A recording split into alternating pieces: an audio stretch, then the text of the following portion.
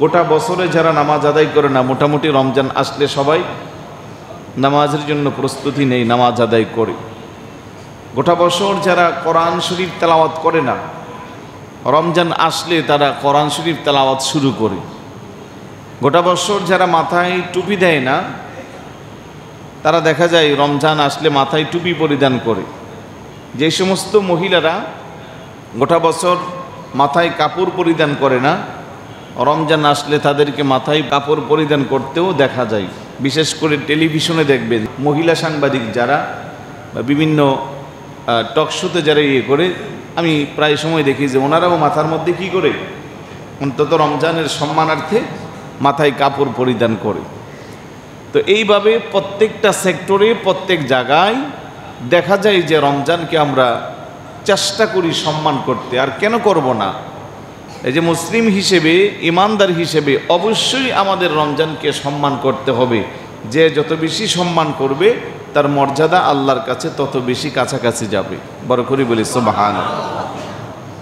তারপরে রাসূলুল্লাহ বলেন, হুয়া শাহরুস সবর, আস-সবরু সাওয়াবুহুল জান্নাহ। এই মাসটা হলো ধৈর্যের মাস। বলেন কিসের মাস? দেখেন কি পরিমাণের ধৈর্য আল্লাহ পাক এই মাসে আমাদেরকে দান করে।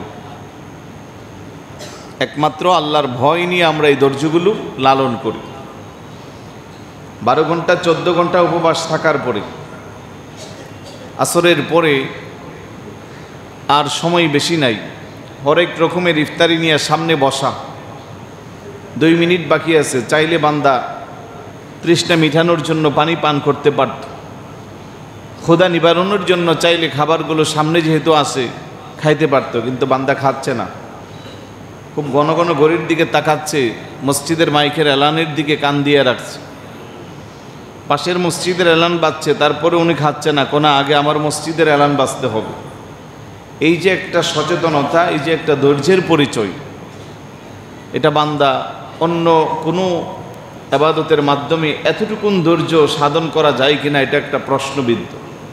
তা আল্লাহ বলে, বান্দা যেহেতু এইভাবেই আমি আল্লাহর হুকুমকে বাস্তবায়নের জন্য এই কঠিনভাবে ধৈর্যের মোকাবেলা দেই, আমিও তার ধৈর্যের ফলাফল তাকে দিব। আস-সবরু সাওয়াবুহুল জান্নাহ, আর এই ধৈর্যের সওয়াব হলো জান্নাত।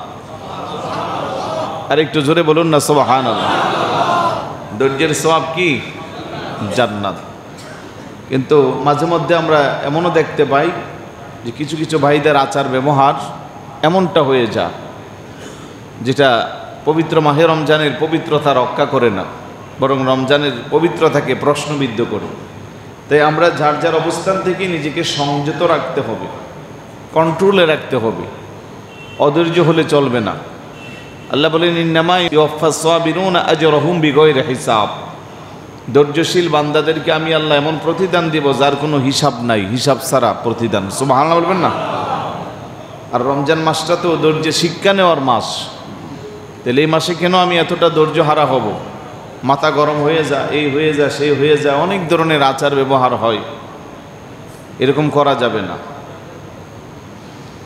ও শাহরুল মাওয়াসাত, এটাকে বলা হয় পরস্পর সহানুভূতির মাস, একে অপরের সাথে গভীর সম্পর্কের মাস।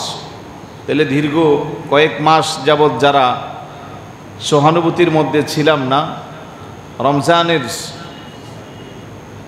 রহমত, মাগফিরাত, নাজাতকে গুরুত্ব দিয়া চাইলে আমরা নিজেকে সহনশীল করতে পারি, শালীনতার মধ্যে আনতে পারি। এই জন্য আমার মন থেকে হিংসা, বিদ্বেষ, অহংকার, দেমাগ, তাকাব্বুরি এগুলো সব দূরে সরাইয়া ফেলতে হবে। মানে রমজানকে আপনি শুধু সারাদিন উপবাস থাকার নাম কিন্তু রোজা না। এই উপবাস যেমন আপনাকে তৃষ্ণা, খোদাকে জ্বালাইয়া পোড়াইয়া দিবে, সাথে সাথে আপনার কিছু মনুষ্যত্ব আছে, রিয়া আছে, কুরিপু আছে, যেগুলোর কারণে আপনি ইবাদত বন্দিগি আল্লাহর কাছে যাবে না, এগুলোকেও আপনি জ্বালাইয়া পোড়াইয়া দিতে হবে। আমি তো টোটালি ডিলেট করে দিতে হবে। বান্দা হিসেবে আমিত্ব বান্দার মধ্যে একেবারেই প্রযোজ্য না। আমরা বলি না আমি অমুক, আমি তমুক, আমার ইটা আছে, আমার সিটা আছে, আমি বড় সেই। এবারে আমি বলতে কোনো কিছু নাই। যারাই এই আমির মধ্যে আছে তাদের মধ্যে আমিত্ব প্রবেশ করবে, আর আমিত্ব প্রবেশ করলে ইবাদত বন্দিকে সব কিছু বরবাদ হবে। বরং আপনাকে বলতে হবে আমি আল্লাহর গোলাম, আমি রাসূলের গোলাম, আমার মাধ্যমে আল্লাহ এটা করাচ্ছে, আমি আল্লাহ পছন্দ করেছি বিদায় আমি করছি। আপনি যদি মনে করেন না আমি এই সে আমার এটা আছে সেটা আছে আমি অমুক, মানে আমিত্ব রাখাই যাবে না। আমিত্ব রাখি ইবাদত বন্দিগি করলে আল্লাহর দরবারে সে ইবাদত কখনো কবুল হবে না।